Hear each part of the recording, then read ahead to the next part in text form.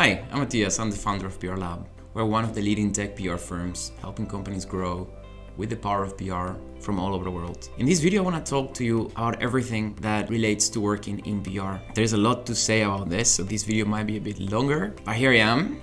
I'm going to share my experience with you about how it is to work in PR.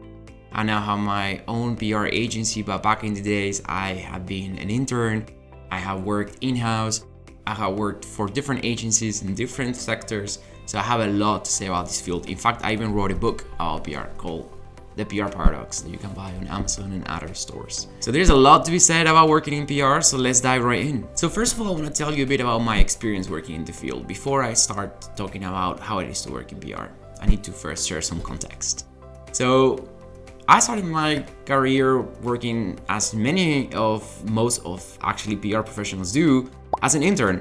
I interned in 2 different PR firms, and in both of them, my responsibilities consisted mainly of reading newspapers, magazines, online publications to find relevant articles or mentions to clients of our PR firm. And then my task was just to put together a report and send it to the relevant, let's say, account executives or account assistants so they can report that back to their clients. Very simple, a bit of annoying task because the only thing I had to do was just to read the news. But on the other hand, I got really familiar with editors, journalists, with the details about each publication and how they report news, how they create stories, and what makes each outlet different from each other. So that was for me a really good, insightful experience, and that's how I actually got familiar with all these outlets and what made them different. So I got a lot of knowledge around the media landscape. Afterwards, I became a PR account executive working for a PR firm,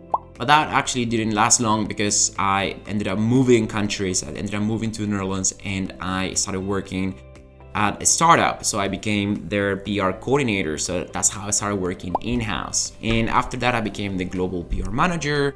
And after that experience, I started working in another startup as a head of communications. And then right after that, I became a freelancer. So my 2 employers became my clients. And after being a freelancer for a few months, I started hiring people and I built a PR firm that I still have and run nowadays. So as you can tell, my background is very diverse. I've been through pretty much all the different types of employment that there is.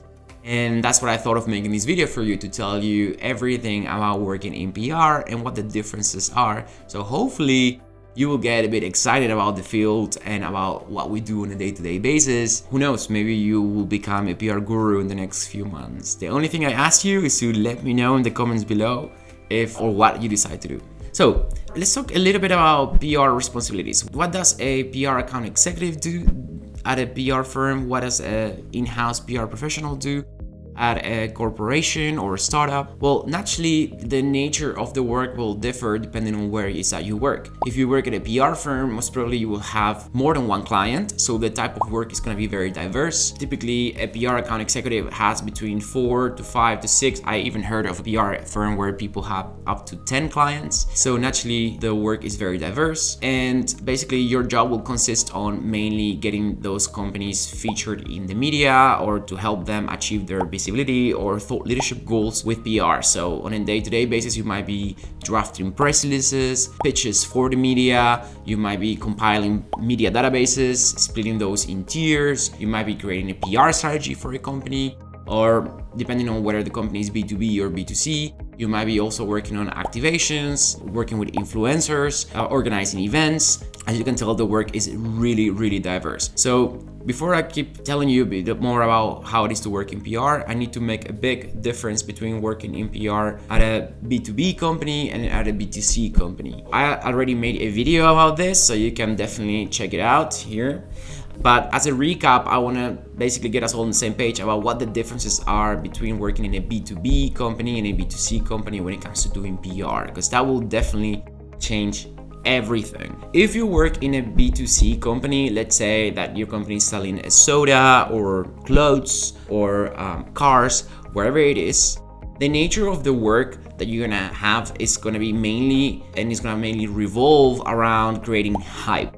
So basically gaining visibility for a brand. So typically in this type of companies, the quantity matters more than the quality. We typically look at reach, we typically look at traffic, we typically look at clicks, engagements, metrics that will represent quantity of people. The more people engage with a brand, the better the results are going to be and the happier the client is going to be. So typically we're going to look at, for example, how many outlets picked up our press releases, how many influencers came to our event, how many journalists came to our event, how many clips did we get, how much traffic did we get after we send out a press release or an announcement or a pitch or got a story featured in a magazine, for example, or after this podcast episode, how many people came to our website. So we are typically looking at actions that mean scalability. How many people do you engage with? On the other hand, we have B2B brands. Let's say that you're selling a software, or that you are working for a consultant firm that is selling services. Let's say that you are working in a software development firm. Naturally, the nature of our work is not going to be so much about how many people do we engage with, but more about whether the right people are engaging with our brand, because we don't care about everyone. We care about a handful of decision makers that will be the ones that will engage with our products. Let's say that I'm working for a HR company that sells a HR software, like a HRIS software, let's say. Then I'm gonna be mainly targeting HR professionals. So if I get an article at the New York Times, for example, only a very small percentage of the readers will be interested in adopting my software. So the outlets that we're going to be targeting and the events that we're going to be participating on are going to be way more specialized, way more niche, which means that for us, the whole nature of our work is going to be about influencing the buyer journey. So we're going to be looking at building or creating thought leadership articles, and then we're going to try to pitch those to editors of HR related outlets. We're only going to be participating in HR related events. If we organize an event, most probably it's going to be like not for thousands of people, but more like 10, 20, 30 people, 50, 100 tops that will attend that event and will have like a strong interest in the topic that I'm going to be covering that event. So typically B2B PR revolves more around educating an audience and engaging with that audience and influencing that buyer journey. So working in an agency is going to be very different than working in-house. Why? When you work in an agency, as I just said, you have multiple clients that you have to focus on and you have to help out on a day-to-day basis. The nature of the work is very dynamic. On the other hand, one of the cons of working in an agency is that many times it's very fast-paced and it could be quite stressful because all these clients will have expectations on your work. Typically, if you work in an agency, you won't be the only person working in an account. Sometimes you will have an account assistant, for example, or you will be the assistant and you will have an account executive. And there's typically also an account director, account supervisors also can be involved too. If you work in-house, doing PR in-house for an organization, the pros is that you will get to know really well the product or the service that the company is selling. So you're gonna be really familiar with everything around the product. But the cons of that is that it can get a bit boring and repetitive because you're always gonna be talking about the same product, the same service over and over and over and over again. But at the same time, the work most of the times is a bit more chill, that there's not so much pressure on you, as in like you won't have to cater to 4 or 5 different clients. You have your own client that you can focus on, and typically you are the one calling the shots, so you are responsible for what gets done. And if you're lucky, the company will assign you an agency that is going to be working with you so that you can focus more on the strategy and less on the execution of the work. So working in-house for a company has a lot of advantages but also disadvantages, and ultimately it's up to you what fits your personality best. For example, for me, I get bored when I'm only working for one account. I need diverse accounts. I need to have different people around me. I like to get to know different companies and get familiar with what each company is doing. So naturally, the type of the work that I do fits better in an agency setting than an in-house company. However, there are also companies that have multiple sub-brands within the organization. For example, let's say Heineken. Heineken has the Heineken beer, then they also have Desperados, then they also have Amstel beer. They have many sub-brands within the brand, different products within the brand. So if you work for an umbrella brand, then you will have different sub-brands that you're gonna be managing or that you're gonna be assigned to. So that keeps also the work very interactive and dynamic. So ultimately, it's up to you. But nevertheless, what matters the most is the day-to-day. So whether you work in a B2C or a B2B company, on a day-to-day, you can expect to work on events, on drafting press releases, drafting pitches for the media, building strategies, maybe working on crisis communications, as in handling crisis or preventing crisis. You might be also working on public affairs to engage with people with influence in your field of different stakeholders, such as politicians, for example, investors. But as I told you at the very beginning, PR looks different in every organization. There are companies where I have met their PR professionals that are very much in charge of creating content. Some others where PR professionals don't do any media relations and they only do public affairs, or companies where the PR professionals only do media relations and then don't do anything else. So they're always just talking with the media and influencers of podcasters and so on to get visibility for the media. And this all derives from the main goals that the organization has. Some organizations, they want to do PR because they want to increase their SEO results. So they want to get more third-party endorsements to rank higher in the search engine.